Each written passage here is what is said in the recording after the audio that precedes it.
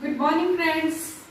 Today's class is based on verbs. Verbs, finite and non-finite verbs. Birds fly in the sky. A bird flies in the sky. Birds flew in the sky. I have written here 3 sentences. And the verb is fly. Here birds fly. A bird flies. Birds flew. So here the verb changes according to the subject. Here it is plural form. Therefore, fly is also in plural form. A word is in singular form. So flies is also in singular form. So here I have changed the person. Here I have changed the tense. I have changed this fly into past form. So according to the subject and according to the tense, the verb has changed. If the verb changes according to the subject and tense, it is known as the finite verb.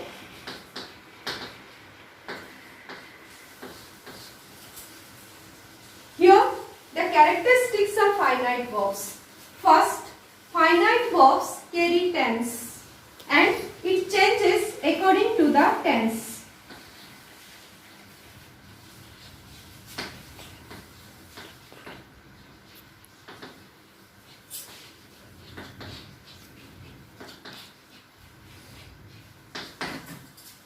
Finite verb changes according to the subject. As I have already changed. Like the same way used independently in simple sentences. A verb can make its sentences. It does not require any other words to make the sentence.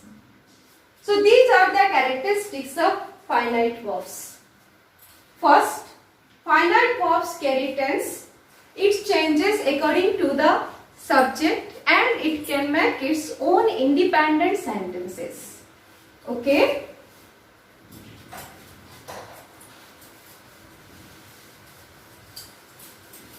I like to dance.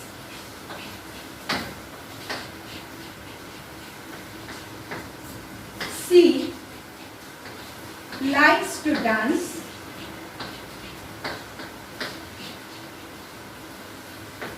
They like to dance. So here, according to the subject, the verb has changed here. Like became likes. According to tense, the subject changed here. The verb changed here and became liked. So this is according to the subject. And this is according to the tense. But the another verb also here, that is dance. Dance, dance and dance. Here it has not changed its form. If I change the subject, it remains the same. If I change the tense, then also it remains the same. So the verbs which does not change its form according to the subject or according to the tense, that is known as the non-finite verbs.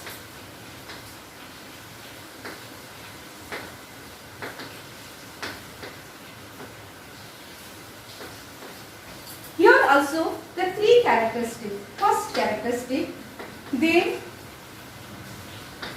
do not change their form according to the subject or tense.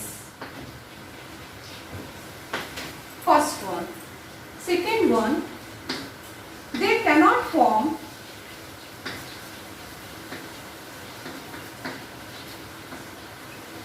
their independent sentences.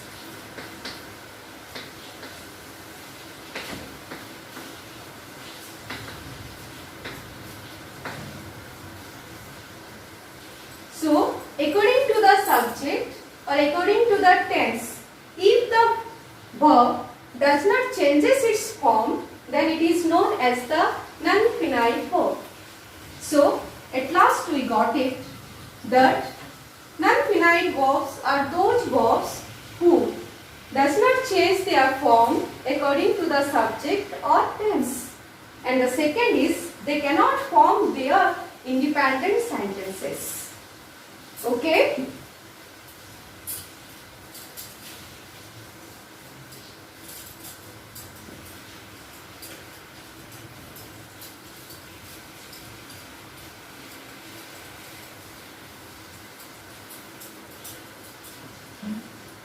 These non-finite verbs are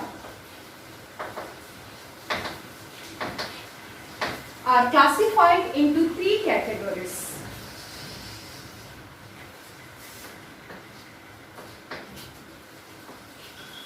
Number one is known as infinitive.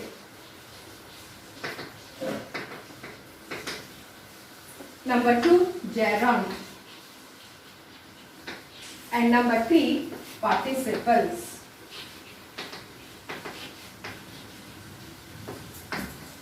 So again, these infinitives divided into two categories, that is to plus infinitive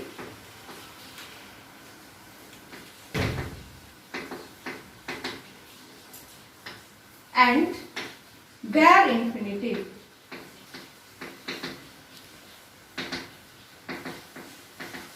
Which is also known as zero infinitives.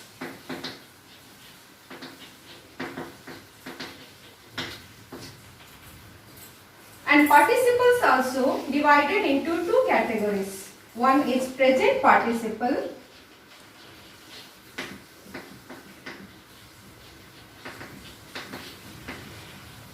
and another one is past participle.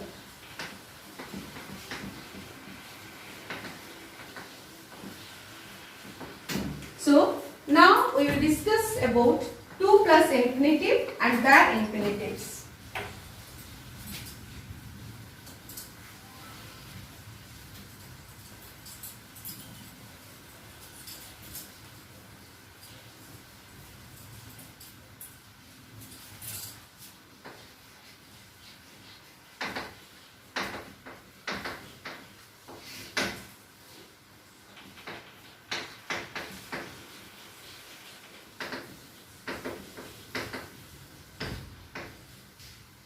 Plus infinitive. What do you mean by infinitive? Infinitive means verb. And whenever we are using to plus infinitive, we always will take the verb one, or which is known as the main verb. For example, Ram loves to swim. So, here in this sentence, I have used to plus infinitive, and always if to I have joined, the infinitive always remain the verb one, or which is known as the main verb or the base form of the verb. Here, whenever we are changing from direct to indirect speech in imperative sentences, there we must use to plus infinitive. For example, the teacher said to the students, open your books. So whenever we will change into indirect speech, the teacher advised the students to open their books. So always whenever we are changing reported speech, that is from direct to indirect speech,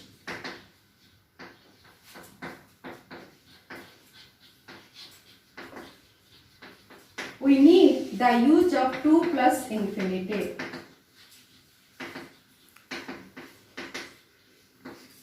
But all the verbs, they do not take to plus infinitive. Some verbs are there, they won't take to plus infinitive. They take only infinitives. And those type of verbs are known as the bare infinitives. For example,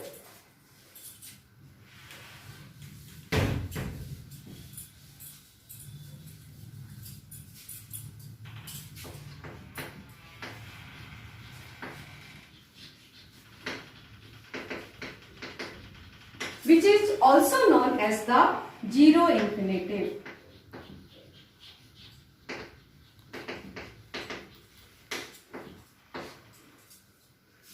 Rule number 1, modal verbs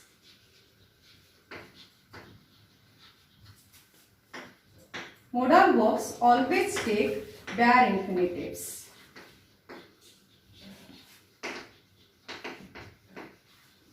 How?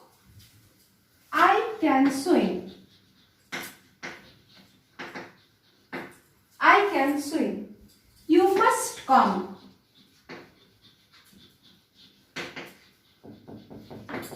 Wherever in a sentence we are using the modal verbs like can, could, shall, should, may, might, in that cases, these modal verbs, they always take bare infinitive. Like I can to swim is wrong. Only I can swim. Okay? So here another rule is also there.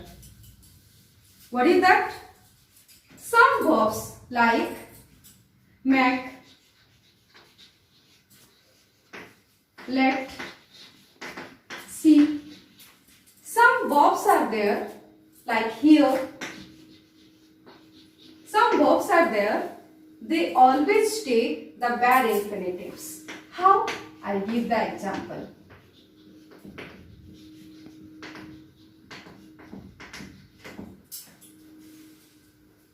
My mother made me laugh.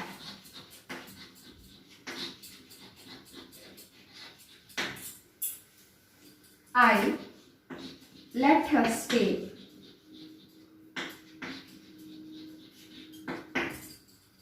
I saw him jump into the river. So here you can find this make, let, see, here, they always take the bare infinitives with them. How? I have given the example. My mother made me laugh, not to laugh. Here only you have to use the infinitive, and that is without to. So this is wrong. The same way, I let her stay, not to stay. The same way, I saw him to jump not. I saw him jump into the river. Okay? Some exceptional cases are there, children. What is that? If the sentences based on know, learn, ask, remember, then you have to use here WH words. How? I don't know to swim. If this sentence is correct, no, it is not correct. It is absolutely wrong. Then what I have to use here? I have to use here WH words. So I don't know how to swim. You know, how is also included in WH words. Okay. The students usually ask me to start their preparation. So here also I have used ask. It also comes under the exceptional cases like know, learn, ask, remember. So read the question. The students usually ask me to start their preparation. What we can write here? How. And we can write here when. So these are the exceptional cases. Remember it. Okay.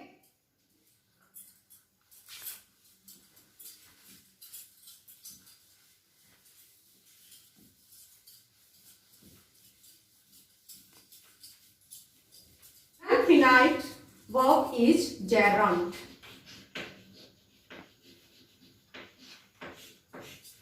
I will give one example. I love painting. Swimming is a good exercise.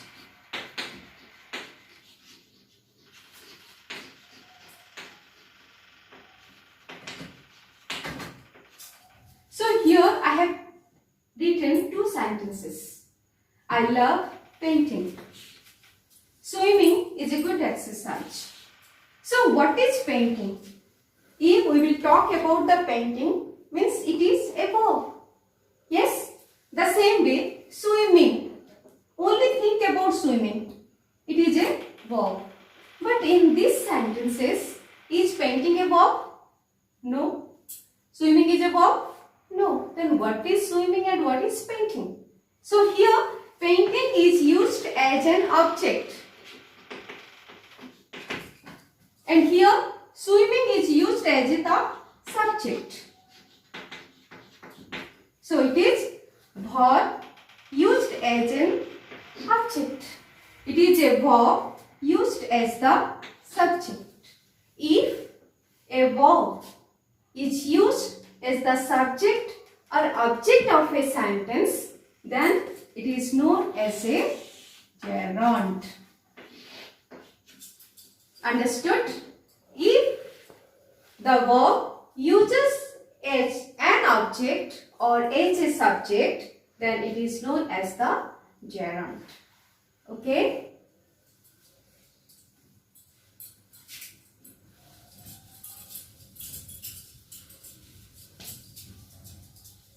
Our next non-finite verb is participle.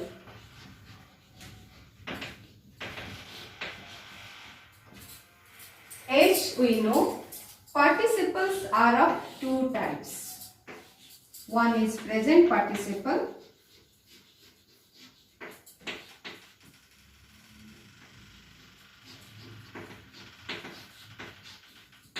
and another one is past participle.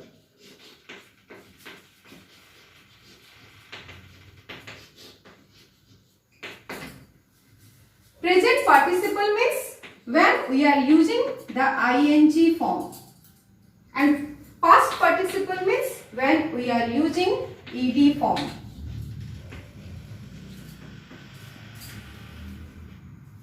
The children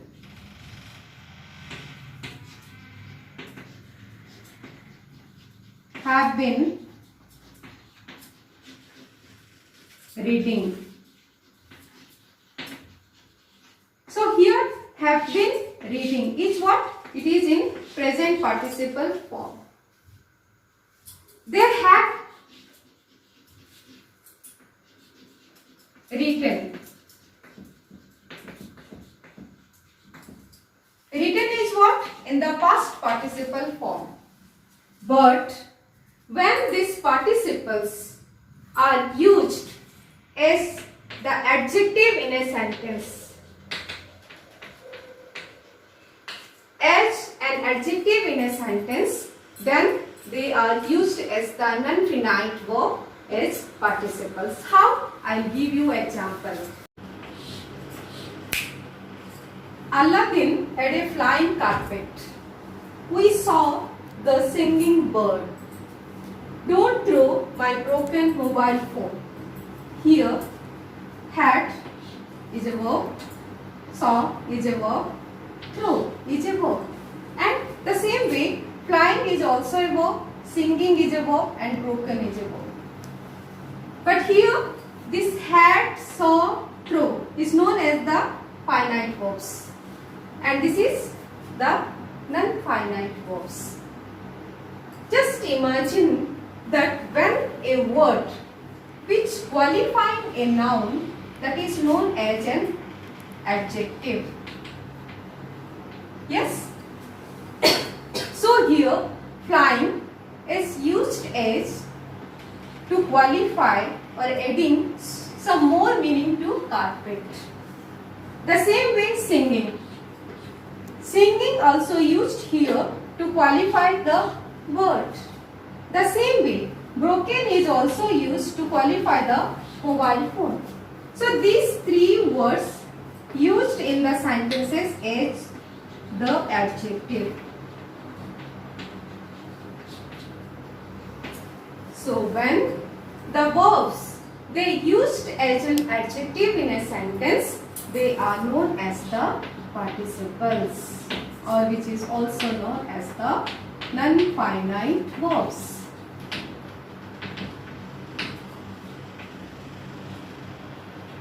I hope you understood this from this side, Padmini. Thank you.